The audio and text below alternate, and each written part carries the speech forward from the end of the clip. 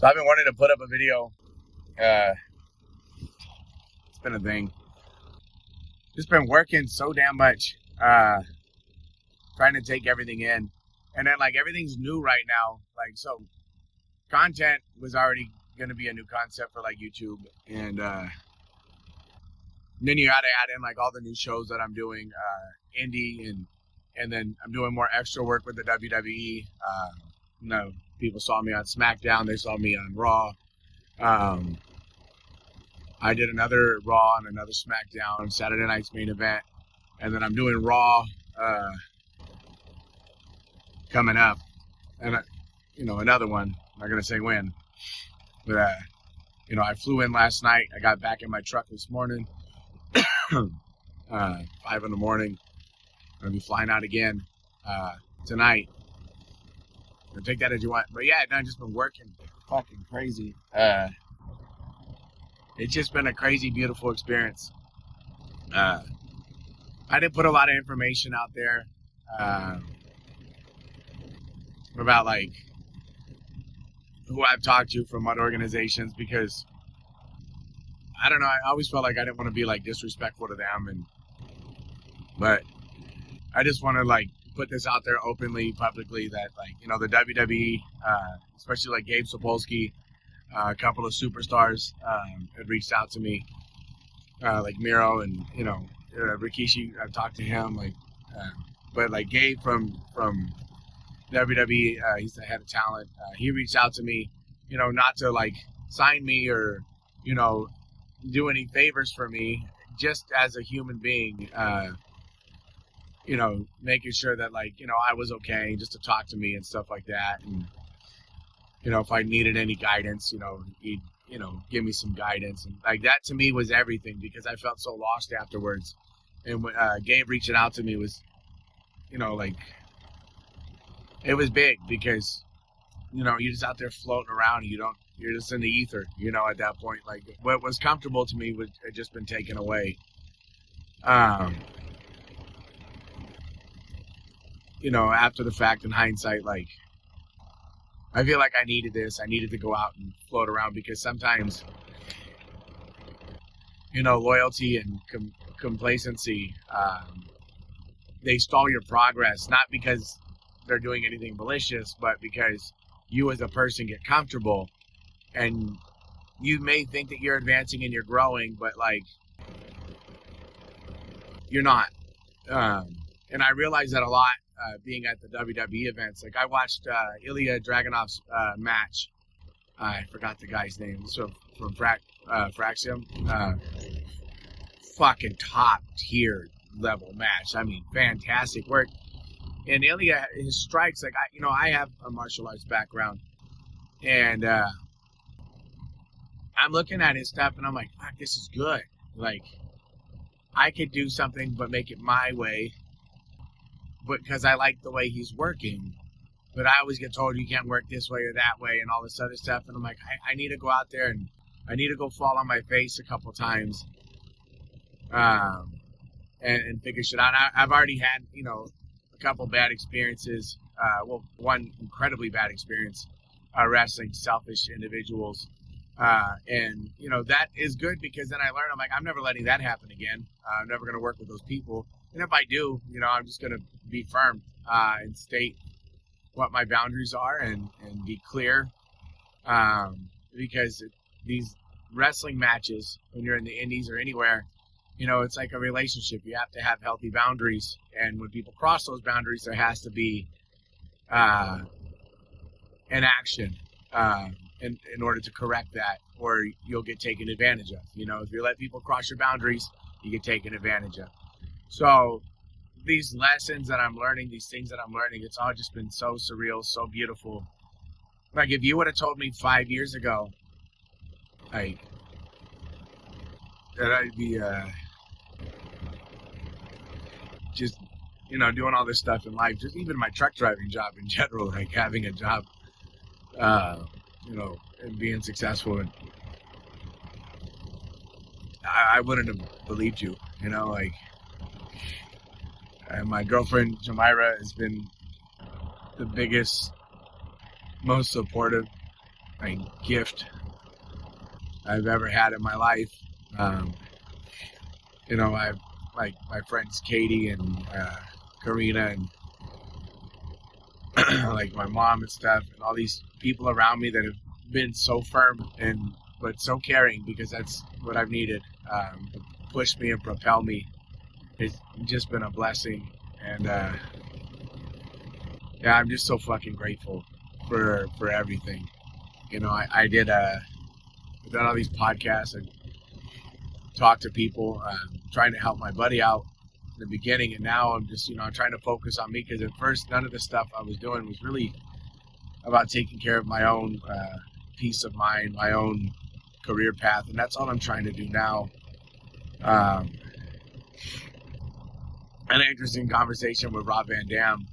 We were doing his podcast, and people are like, "Oh, Rob said this," what a terrible take, and all this other stuff, and everyone they started getting so tribal and picking sides and this and that, but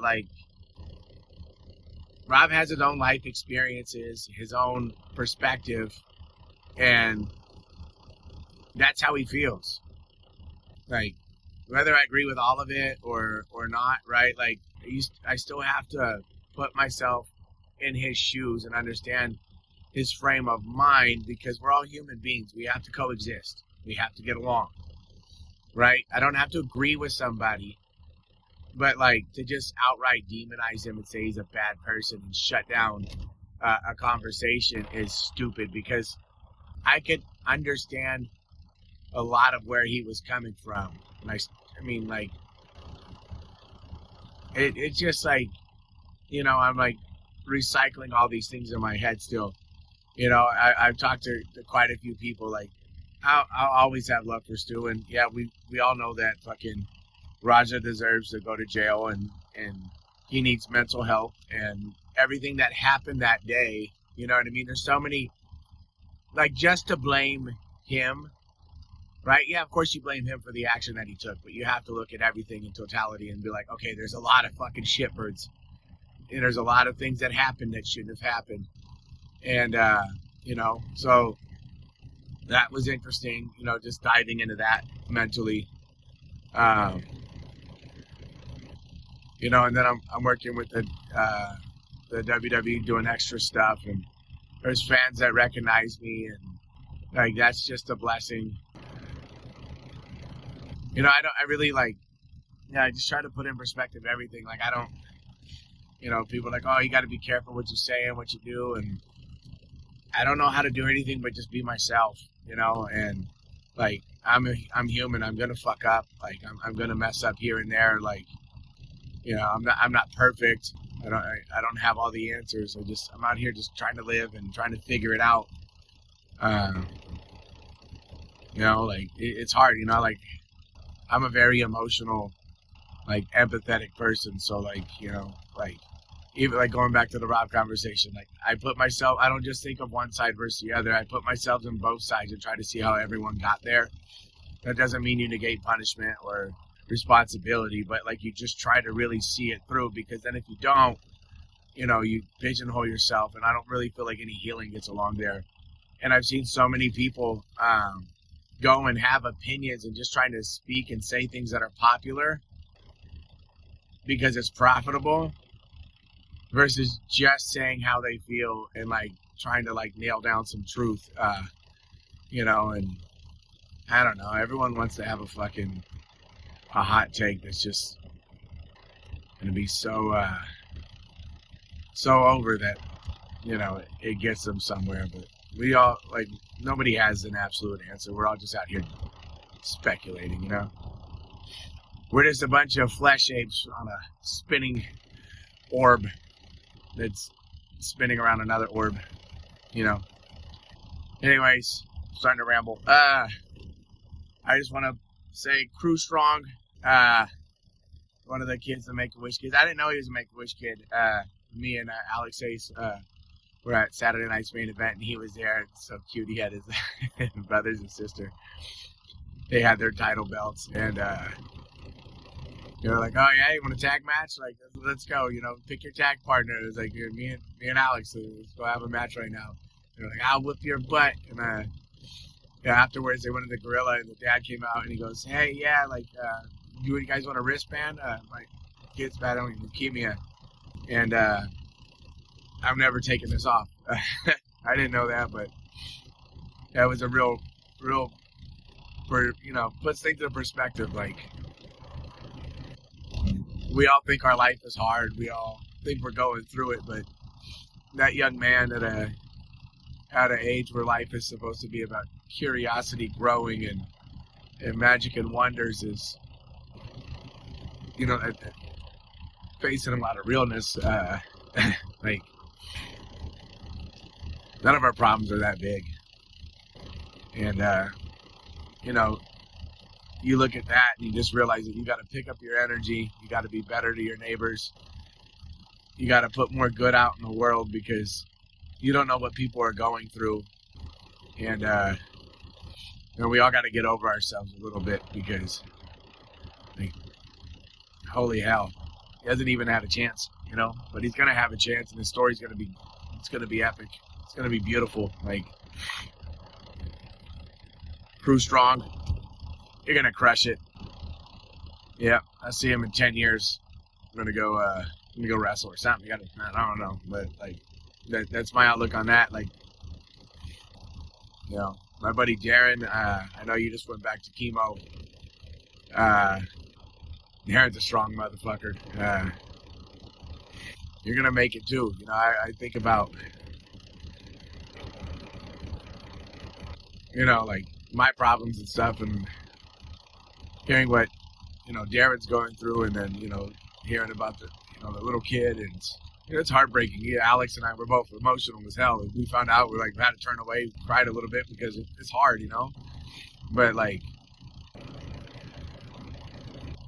if you're not going through it, your job is to pick the energy up, so the people that are going through it can find some energy, because their days are going to be rough. Like, Darren, you motherfucker, like, you don't have a choice, Like, wake up, smell the roses. We got shit to do. And if you can't smell that day, like, maybe scream at the roses. I don't know what to tell you. But, you got to beat it. You got to move through. You got to find happiness. You got to find peace. I don't know. I just want the best for everybody. Anyways, this is my rambling. This is my content for the week. I'll get my videos and clips of me wandering Utah, and a couple other things. Yeah. Sorry.